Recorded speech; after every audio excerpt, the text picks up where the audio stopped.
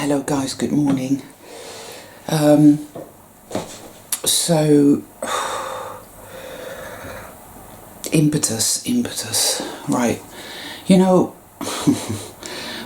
people like us, I don't mean to generalize, obviously. I don't know every single one of my subscribers, but I find that from the comments, there is a large proportion of deeply awakening people. So when I say people like us, I guess I refer to deeply awakening people. We tend to go through a great deal of very, very, very difficult experiences. And because of the nature of this realm, and the programming and the distortion, we often have very difficult childhoods anyway. So we're told that we're told to become our own enemy, right? Everybody's taught that here anyway, but for deeply awakening people, that is the linchpin that they become super highly aware of, deeply aware of. This sense that there is something dark inside of me that's choking the life out of me. It's within me. Often enough, we go through phases when we're strongly identifying with victim programming, where we feel that it's psychic attack, which in a way it is, of course, because in a way, partially, something external has put this inside of us. But when we were born, and I do believe we chose to be here, I really do, we received that darkness, we took it into ourselves in order to be able to reset it. You cannot reset something, you cannot solve a problem you do not understand. You cannot defeat an enemy you do not understand. The Art of War is a very good book to read, actually. I say that, but I've never actually read it myself, but I've read many quotes of that book. Lao Tzu. Know thine enemy, know thine enemy. Man, oh man. We're taught to be our own enemies. We're taught to punish ourselves. We're taught to believe, and this goes so deep, it's totally on a cellular level, on a DNA level. It's very deep, it's so ingrained. We're basically here, and all these bad things happen, right? All these bad things happen again and again and again. It's like full frontal assault. The mass consciousness, the hijack consciousness, believes that that is all there is, that that is who we are, and that that is how it will always be. And we go through all of that, and we experience all of that, and we develop the coping strategies, which forms the fake persona that some people call the ego, but it's not really the ego, but I call it a fake persona for a good reason.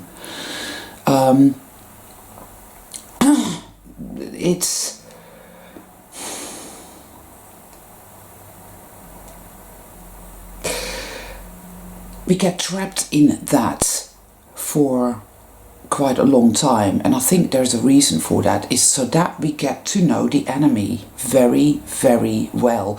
People like us are often, we have a penchant for psychology. We have a penchant for thinking, but not just thinking, but thinking in a higher sense. And we are the puzzle people. we make the right connections, we connect the dots, we see, and we realize that whilst we've been deeply traumatized and whilst we've been living in this programming telling us this is all there is, this is all you are, that isn't true. This experience is really overwhelming, there's no doubt about it, but it's particularly so for those of us who are Phoenix people, because it came to me yesterday. I had this epiphany very clearly that said, you know, if you had a choice and you could go back and not have this experience and just be in a place where you're happy and safe and it's beautiful and everything is good perpetually, and just do that and never have this experience, you know, what would you do? And it came to me very strongly that, you know, coming here and doing this and having this experience is something that, yes, I would choose it again. We're not rescuers, I feel. But we came here to really go in to it, to really understand it, so that it may really contribute to our soul's journey. To have known such darkness is to also be able to know great light. That's how that works, I feel. And what's coming up very much now is this massive shift from fear, powerlessness, self-hate, which isn't real, we don't really hate ourselves, but it's a programmed experience, to freedom and self-love, self-compassion. And this is crucial, because yesterday I was talking about addictions, slavery, and people that are not awake are addicted to fear and to self-hate. They are addicted to worrying constantly, to expecting the worst constantly, and to not learn from this experience. They're stuck in a catch-22 where, oh, bad shit happens, I have to be afraid at all times, I have to run this risk assessment operation 24/7, expect the worst, that way you'll never be disappointed. That's bollocks, because you're perpetually disappointed, you're perpetually angry, you're perpetually afraid, you're perpetually exhausted, you're perpetually depressed and anxious and projecting all your shit outwards. So the choice is to choose trust that there is a force of love here, a force of great transformation that tells us that if you stay with the dark side, you know, come to the dark side, Luke, and all that shit. Well, if we can do that, just like Luke Skywalker, he could have said, oh yeah, Darth Vader, you're right, that's what I'll do, I'll just become evil and I'll go with that and I'll be really, really happy, and, you know.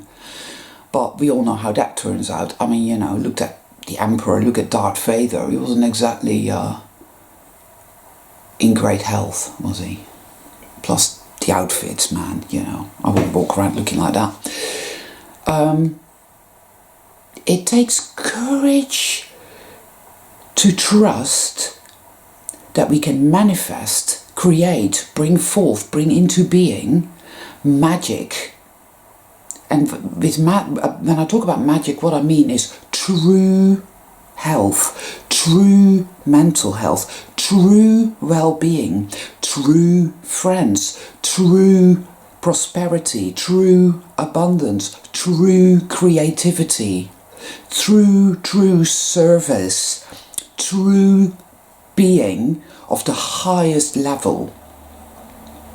Because whatever goes for good health in this realm isn't good health. Whatever goes for creativity in this realm isn't creativity. Whatever goes for well-being, prosperity, abundance, service in this realm is not that. It isn't.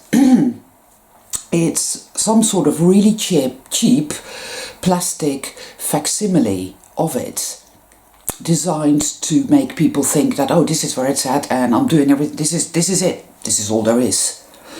But it's fake. True well-being, true love, true prosperity, true friendships and relationships, true creativity, true good health, true mental health, all of that is something that we have not known. We haven't known it. So it's even almost impossible seeming to imagine it. Yet, for some mysterious and beautiful reason, we can. We have a sense of it. It's there already within us, because otherwise I wouldn't be sitting here talking about it. Here I am again. It's a journey. It's a journey going from nothing to everything. And when you're really going through the shit, and you're there and you're purging up vast amounts of fucking insanity, you're there thinking, oh, this is all there is. This is all there is. Because that is part of the journey, you know. It's part of the journey when you're stuck in an addiction and you can't seem to find your way out. And you're there thinking, what's wrong with me? What's wrong with me? What's wrong with me? And I'm not going to be alright and I'm never going to get out. Oh my God, but fuck, darkness always wins. This is all there is. This is all there is. This is all I am. This is all I am. Ah. Yeah. That's when you believe the dark side. You believe it. You think that the dark side is the truth and that is how it is. Darth Vader is stood there. He's obviously a heavy smoker.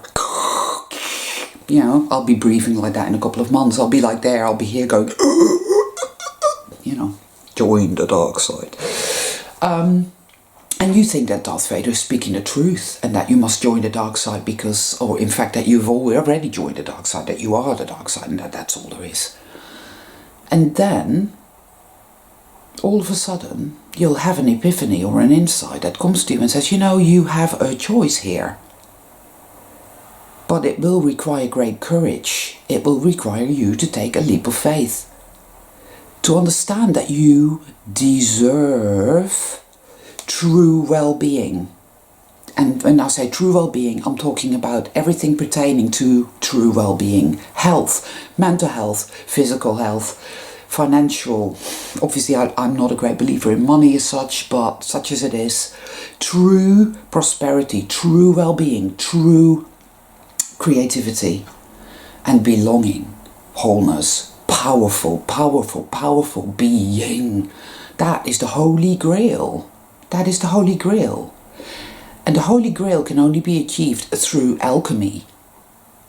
Alchemy is nothing to do with turning lead into gold. What would be the fucking point of that, you know? Alchemy, the gold, the lead is the dark side. The gold is our true self. The lead, all the shit that we go through, is turned into gold by reason of our ability to understand that we are not here to suffer meaninglessly and to no point whatsoever, but that we are here to learn everything we can about the enemy, the dark side, so that we may defeat the darkness within ourselves, so that we may alchemize it, and then that gives rise to great power. That we realize all of a sudden, we wake up, we come out of the dark night of the soul gradually. We begin to come out of it and realize that we are perfectly capable of manifesting something truly incredible. It doesn't mean we're going to fix the world overnight. I'm not saying that, okay? That's not what it's about. Years ago, I used to get this synchronicity. It was an ad for adoption, but that's irrelevant. It was synchronicity and it kept coming to me over and over and over again. It's that You cannot change the world, but your world will change forever. And for some reason that's resonated with me throughout the years, and it keeps coming up within my psyche. I'm not sure exactly what it means. I know this world is in trouble. I know I care very deeply. I know I feel strongly that I am part of creating heaven on earth, reset. That the magic will transform everything. I still believe that, and I've really come back to that in the last kind of week again, because it's the only thing that feels right for me, very strongly. And that is why I've been going through so much shit, and boy, have some of us suffered, right? We have. But it's all meaningful. It's all meaningful. The minute we start to think that it's meaningless and that we're just powerless victims being tortured to death here, the dark side wins. But it never wins for long, does it? Because sooner or later, sometimes with great effort of will, sometimes just naturally, and that's generally the best way and the only way really, we get back to the feeling, the sense, the gnosis that I've been through all of this shit for a bloody good reason. I have learned a great deal here. I have assembled all the tools I need to break the walls of this matrix down. And the way to do that is to start realizing that I am a creator being. I can manifest all kinds of amazingness. I'm not talking about bricks and mortar mundane shit here either. I'm not talking about, oh, I'll create a better world by doing this and that and putting this over there. No. I'm talking about the within of us where we realize that, oh, all this fear and, oh, the bad things are going to happen and I'm so afraid and I'm so worried and I need to sort it out and I need to control the situation, gives way to, I can let all of that go because it's all bullshit, and I know, because I can feel this energetic frequency of love that says, yes, it all has to be destroyed in order to give birth. And that is happening, and we birth that new consciousness. Well, it isn't new, it was in us all along, obviously, but that new consciousness of, I am a creator being. I deserve to know, experience, be true well-being in all aspects and all nuances. And once I enter that realm of infinite creativity and infinite love, once I enter that and I start to manifest that, it will spread. It will change. The world will start to reset. The reset starts within, and it then flows out and things start to change. I think that is ultimately what the Mandela effect is all about. It's something that we create. We're not in the same reality every minute of the day. We move through different levels all the time according to wherever we are in terms of consciousness on any given day, any given hour, any given week, whatever. So as our consciousness fluctuates, so does our reality. It fluctuates. It's interesting because some realities you're talking to a person. I was watching a video by this woman called Michelle Walling, and she made some very valid points. I don't agree with her on everything, but there are pearls there. That you can meet these people and it's like, oh, I had a wonderful, really deep conversation with this person. You meet them a month later and it's like empty. And you think, what the fuck is going on here? It's because you were not in the same reality when you spoke to that person then. You're in a different reality today. And so everything has changed. On the surface, everything looks the same. But suddenly you start to realize that, oh, hold on a minute. That door was red, now it's blue. And it hasn't been painted. because you can tell the paint's peeling off. That tree wasn't there. That person seems really empty, when I had a really great conversation with them a week ago. What the fuck's going on? But I spoke to that person now. It's as if they don't know me and have never seen me before. You start to notice these subtle nuances, you know, you realise that you're not on the same level. You're not in the same reality. You're not on the same frequency. We move through all these different layers all the time. We are soul travellers, people. And reality is not one thing. Reality is made up of all these subtle layers that we go through, here, there and everywhere, up and down, back and forth. I really feel that, I really believe that. Reality is far more mysterious than we can see, and the reason that we don't is because we went to school where we were mind controlled into mundane reality. I call this mundane reality programming. But anyway, I digress yet again.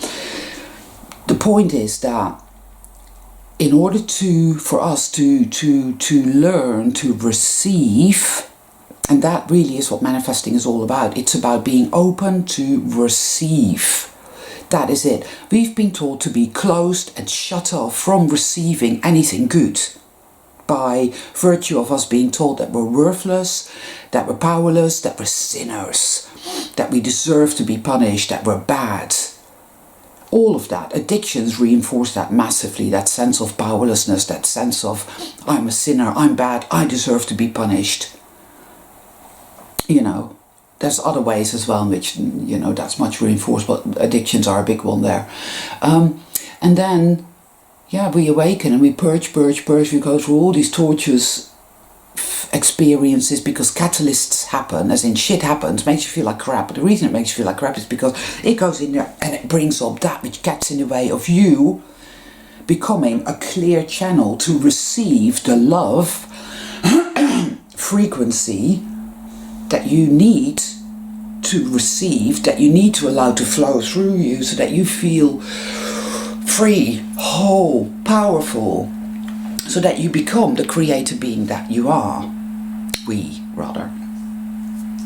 Receiving, receptivity to that, instead of being blocked off. And make no mistake, people, the only reason we're blocked off is because we've been programmed to be that way. We've been programmed to think we don't deserve to be loved. We don't deserve well-being. We don't deserve to be this amazing creature that gives birth to a new world. That's why we're here. We are here to give birth to a new world. It's all about balance, and again, that word is so misunderstood. It's so misunderstood. It's not 50% light and 50% dark. It isn't about that. Again, it's about alchemy. Alchemy. The darkness is as we see it and experience it, is malfunctioning. It's very difficult to put this into words, but there was a time where we could take the raw material of darkness and the raw material of light, the yin and yang symbol in a way, and we were able, because they are natural forces of the all that is, they both belong. We were able to create and manifest and generate our world based on some sort of balance, some sort of mystical, magical balance.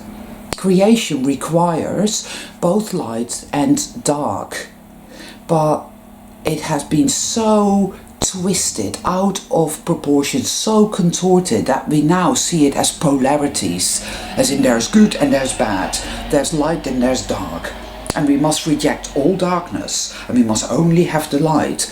Well, that's never going to work, is it? How's that going to work? That's ridiculous. Bit of a ramble this morning, guys. I mean, I get these epiphanies and then sit down to do a video, and I then all of a sudden find it quite difficult to actually verbalize it, you know?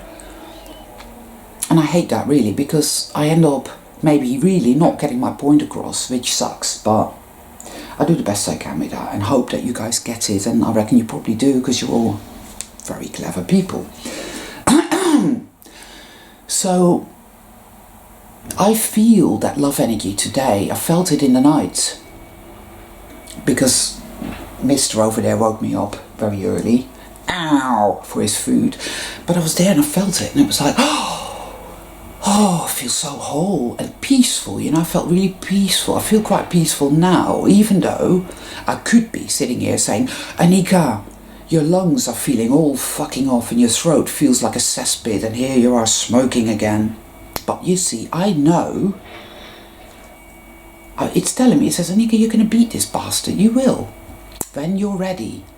Because this isn't just about the smoking. This is about self-love and self-compassion. This is about understanding the relationship between light and dark, the male principle, the feminine principle. This is about understanding true alchemy.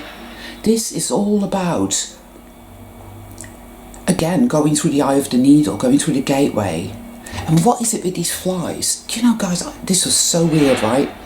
There's these flies in the house here that, you know, flies are flies, right? They're just there. These flies land on me and they bite me. They suck my blood. It's very strange. Vampire flies. Get away. So yeah, that peace, that sense of deep inner fountain of something profound and something good and something that says, yes, I want to elevate you. Are you ready to receive me? Are you ready to be a conduit for me? For we are conduits of that energy. I call it energy because I have not got another word for it. I don't think it is energy or frequency as such, really, but those are the words we have at our disposal, so I use them because I don't know which other words to use.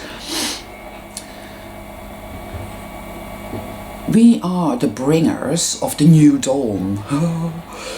I do believe that. This world is fucked up and we are here to sort this shit out. The only way we're going to do that is by realizing that we go through all this shit and we get stuck in it for a bit, and then we come out of it and we become these conduits. Become these emissaries, these conduits of that magical power, that magical force which awakens within us but really has been there all along. It transforms our consciousness, our circumstances, our bodies, and then our inner world, our outer world. Perhaps it means going up to a higher level. That may be. Maybe somehow it simply transforms this world by degrees, like the Mandela effect, bit by bit. We start to see it, we start to witness it. We're like, whoa, that's different, and oh, wow, and wow, and oh, and ah, and that could be, I don't know. But it's something good, and it's amazing. Now, I have felt this way before, and then I've obviously gone back into the darkness again, because it has to be cleared out. All the dysfunction, the distortion has to be cleared out. That's why we go through such difficult periods. So we need to hold on to the fact that the illusion is that you're going through shit because you're worthless and because evil is really powerful, and that's why you feel like shit. No, you feel like shit because that shit has to be cleared out so that you can become more and more and more and more able to receive the power of love within you, to let it alchemize you and to flow through you more and more, and you can create, reset, heal, transform, transcend, whatever. That's what it's about, I feel.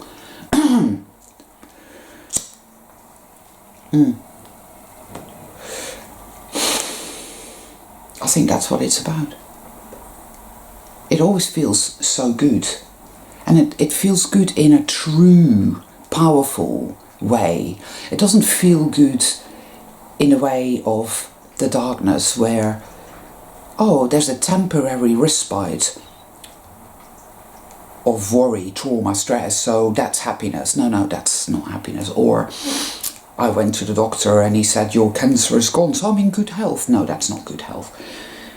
This is about true well-being. And we haven't really experienced that.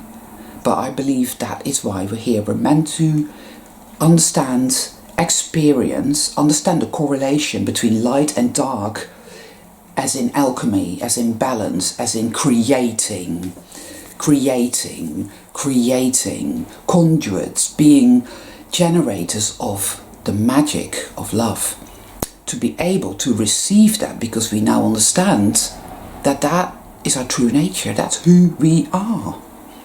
So maybe, yeah, it is about, it comes in and through, but it does that because it's already in us. We are the facilitators of it. We are the power of love. We are. See? So it's the illusion that we're small, powerless, and we're here to suffer and it's all meaningless. That's the biggest lie ever. It's the greatest, biggest cosmic lie ever. It's just not true. We are here for something very, very big, and it's becoming more and more clear. And I think that's true for a lot of us, right? So just keep going with it, people. And yeah, we do find ourselves stuck. We do find ourselves afraid and whatnot. But those are lies. Those are lies.